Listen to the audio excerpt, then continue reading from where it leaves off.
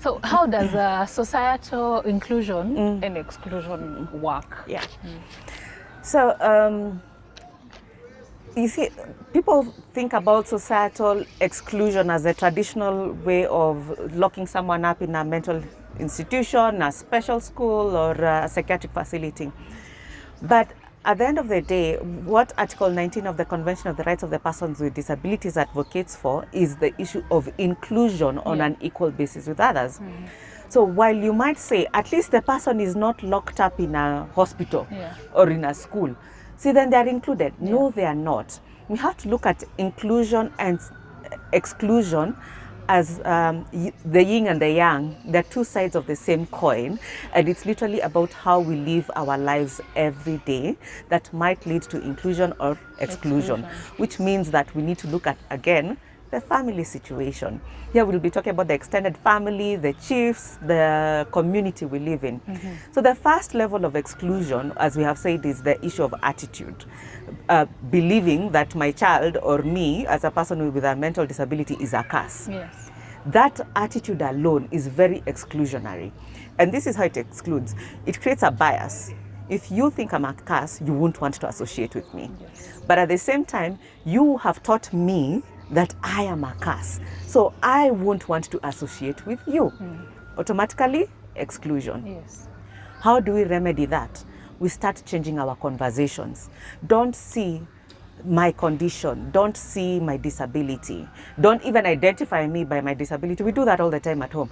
Ule mtoto mlemavu, you know, you've already excluded me. Versus, oh, hi, Tess, nice to meet you. Yeah. I don't care what condition you have. What I see first is you. Then you, Tess, you tell me, by the way, I have a problem. I'm autistic. I have a problem processing information. Please just talk to me slowly. I will understand you. Yes. Now, you see, I'm looking at you from a different light. I'm not looking at you as a person with disability. I'm looking at you as a person who can talk and express themselves, and you've told me exactly what you want.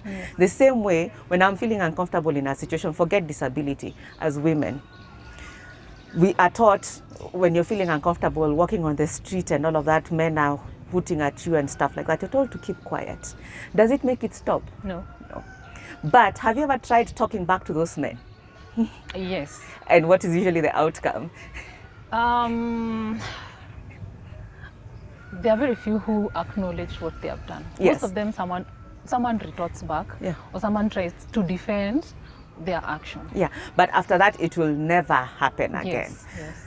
And they will almost treat you with a level of respect. So that's why we advocate for families, please, please, train your children to understand who they are and be able to stand up for themselves, because then they will get that respect. They won't be treated as that ule mlemavu anymore. They'll be treated as a person in their own right. Yes. So that's some of the aspect on how to deal with the attitude of the individual. The other aspect of inclusion and exclusion is not on the family level. And this one now I'm talking to parents. The law has given our children rights. Right to go to school, right to health, right to live, and all of that. But I know as parents we have these dreams and hopes and aspirations for our kids that, let's be honest, they might never achieve. Yes. And how that shapes our attitude is we can go really dark and really negative. We found cases of parents abusing their children because of your hopes, your dreams are crushed, so you think this child is useless, they will never amount to anything. Or you find, especially women who have been divorced and left because of this child, then they turn their anger on that child and things like that. So what you're doing there, you yourself already are excluding this child, but you're also teaching this child rejection. So they end up excluding themselves. I am useless, I am not worthy, I shouldn't have lived. Because we have noticed cases of suicide amongst children with mental disabilities. And when you go into now the social structure, the family structure, the way it's looking like, you see where the suicide started, So again, parents, I know it's a lot to put on parents. It's easier if you accept. The faster you accept, the better. and it will be the best way to protect your child. Because even you find, like in situations, adults with mental disabilities, if a girl gets raped and then gets pregnant, a lot of families are like, and most of the time you'll find it's always a family member. It's not a stranger. It's always a family member who knows this child cannot think for themselves, can't scream and stuff like that. So they target them because of that. But the mother will be like, angalau ameniachia kakitu. So they won't even report it. It will just be hushed at that point. Like, at least now I have something that is better than the child I had, you know. And it sounds so wrong. Now imagine yourself as the girl who got raped, and your mother is thinking that your family, everyone, even the community is like, well, at least now you know that you're wanted. Yes. Is it really the best way to teach someone that they are wanted and loved? No. You know. So those attitudes within the family, the faster and earlier you accept that my child is different but is still a child and a person who must be respected, the easier it is to protect this child or this person from future societal violations, you know. And also you build their self-esteem so that they can protect themselves and demand the same respect that you want for them.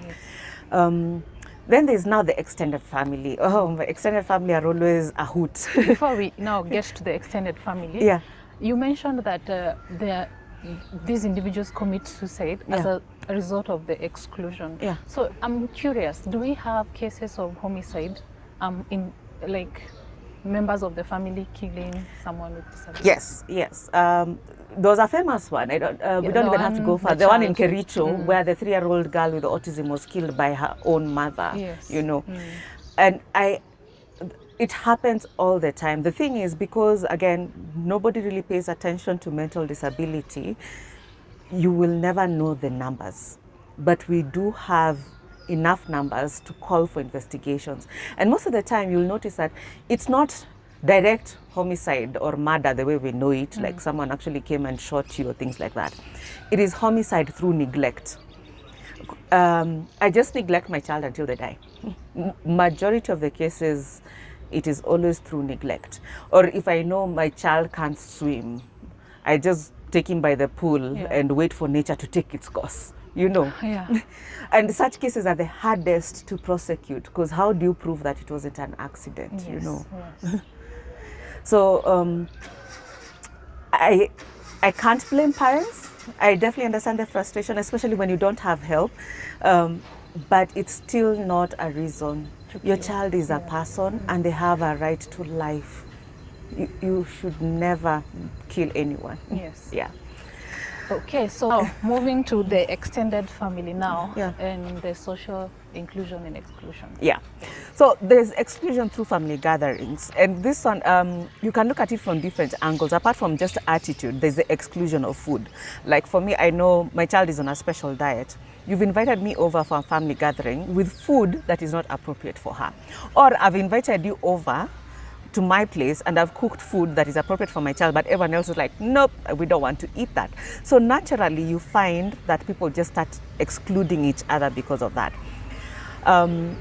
So there's attitude, there's food, there's the setup. Like I know my child is hyperactive or a wheelchair user, and you live on the 6th floor and there's no lift. Naturally, I will not come for that family gathering, you know.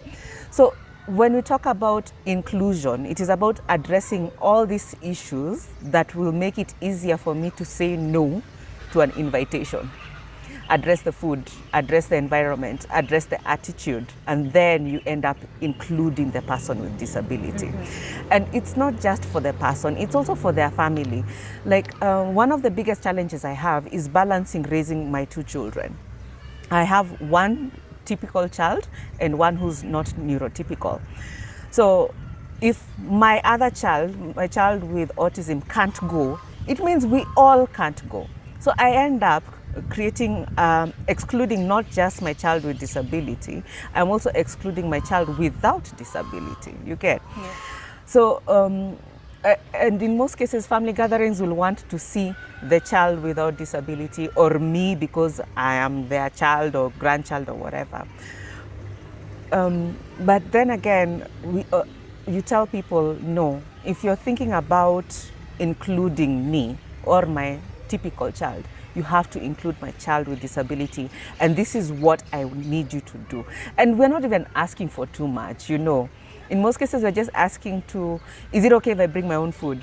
And you know, in African culture, that sounds so rude. Yes. Yeah. That you've invited me for lunch, but I'm telling you, please allow me to bring my own food.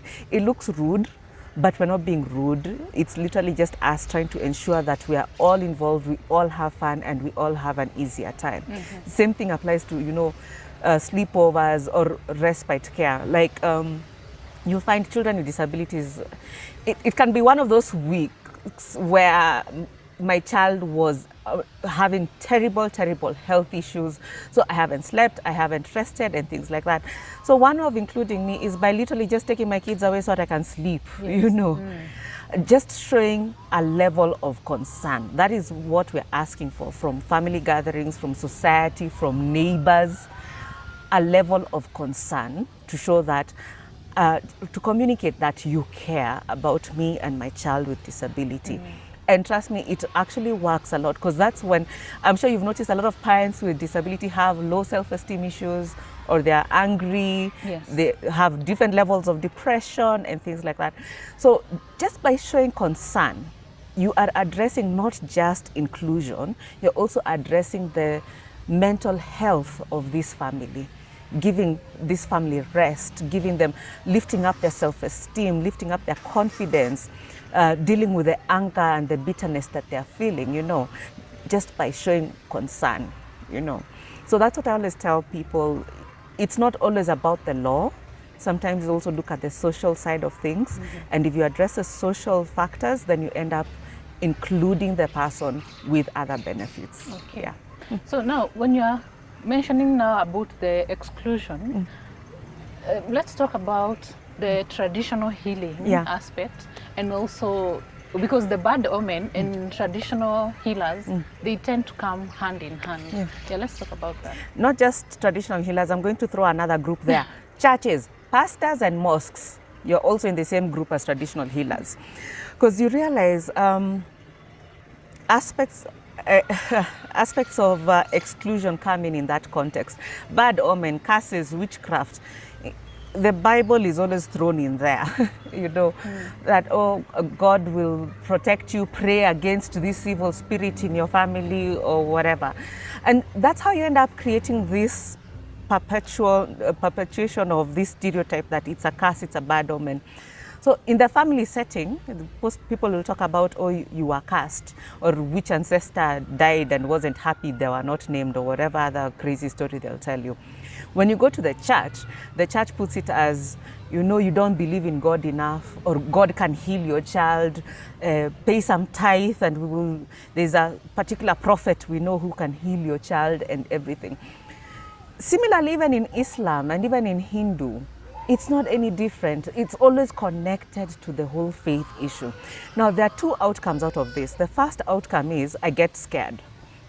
If I am a true believer in these different alternate truths you're telling me, you find a lot of families who actually believe this end up spending so much money in the traditional healers, handing over their children to these healers, leaving them there for years for healing to happen, or taking them to church to be prayed for hours on end, and there are a lot of nasty things that go on in these settings. So the Kenya National Commission on Human Rights recently won this case, and what matters was the statement by the judge that places of restriction is anywhere where a child is denied the right to education on the basis of disability. So this can even include traditional healers, faith-based organization, prayer points, and those sanctuaries, whatever they call them.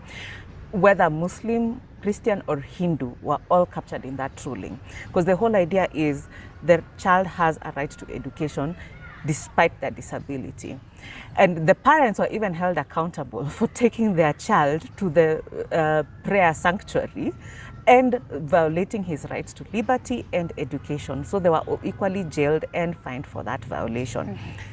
This is so crucial because it's one way of dealing with the stereotypes and the attitudes around disability. Because here the parents believed that their child was beyond help, ini mambo ya Mungu, which is not always the case. And churches, mosques, temples perpetuate that stereotype. So it is important for us to get this message out there clearly, that your child is not an omen, is not witchcraft, it's not God punishing you or whatever other faith, religious lie you have been told. Literally, there's nothing wrong with your child. They just process things differently, they do things differently, and it's up to you as a parent to work with that model to ensure that you get your child the best, including the right to faith. We all have the freedom to associate with whatever faith we want to believe in. So it's not here that you're saying denounce faith. No, we're literally telling you to believe in faith as what it is supposed to be and not what you think should be based on your own biases. Yes. I like using this example because I had a problem with the church as well because of my child. You know, she's hyperactive, so we would be told, you're disturbing the service. People are not going to concentrate. Yeah, people are not concentrating, go outside, you know. So I ended up being excluded. And I'm thinking, but my child has a right to know God and Jesus and all of that. So I would always remind them that I have the freedom under the Constitution of Kenya to associate. And my child also, I want my child to have faith. But what I need you to do is just readjust the setting a little bit to allow her to be able to exercise her faith. You know, Jesus says, let all children come to me, not just the healthy and the normal kids. No, it is all children. So what would Jesus do in this situation? Well, he would give us a separate side room without all that noise and allow us to literally worship at his feet, you know. So again, it comes back down to the parents. Your child does have a right to exercise faith, exercise religion, and be included. But here, what we'll be talking about is how do we modify this environment to make sure that our children can worship. Traditional healers, if that's your thing, well and good. But we know traditional healers do use aspects of torture. And yes, we will have you arrested and charged with torture. Those issues of cuttings to remove the spirits and all of that. And you're cutting a 14-year-old boy, surely.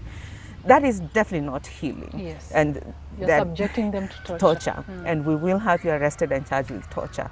For churches, it is about provide ramps where you need to, sensory rooms to allow this child to worship and things like that. Chaining and detention, that is outright denial of liberty. You will be arrested, and not just the church or the institution where this child is. It's also plus the parents, because the parents in most cases are the ones who took the person there. Yes. Today, I was explaining to you the story about, because another institution people don't think about is drug and rehab centers. Let's be honest, our children, despite their disability, are children. They will be teenagers and they will make some bad decisions like drinking alcohol. There is nothing illegal about a youth over 18 with a mental disability drinking alcohol or taking drugs. Okay, drugs are illegal, but that's another story.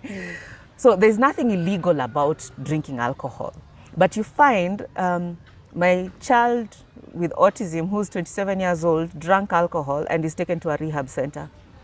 And the rehab is dealing with both his mental illness and his alcoholism. Yes. And I'm like, but there's nothing wrong about that. And actually what you're doing is illegal. It is denial of liberty. And you will get arrested. Yes. And you will be charged. So what we are saying is this individual who is now being told they have an alcoholic problem should be allowed to have a say in the decisions that are being taken. Yeah. He is still a person, an adult of sound mind, by the way. Just because you have a diagnosis does not mean that you're sick all the time. We all know that. And my assumption is you have raised this child, despite their disability, to have reason and logic. I mean, if they can find their way to alcohol, they definitely know what they're doing. Yes. Yeah. So you have to allow your children exercise what we call the right to make bad decisions. Because it's a stage in life. We all have to go through it, you know. And that's how we grow. We learn through our mistakes, despite even our disabilities. So that's another aspect of social exclusion, trying to force your children to be perfect. They can't be perfect. No one is perfect in this world. They will make some bad decisions. They will make some questionable decisions, but it's up to you as a parent to guide them to the best of their ability. Not disability, the best of their ability to be good people in future, good adults in future. Yes. Yeah. And for you to be a good adult, you have to make some teenage mistakes. That's for sure. Yeah.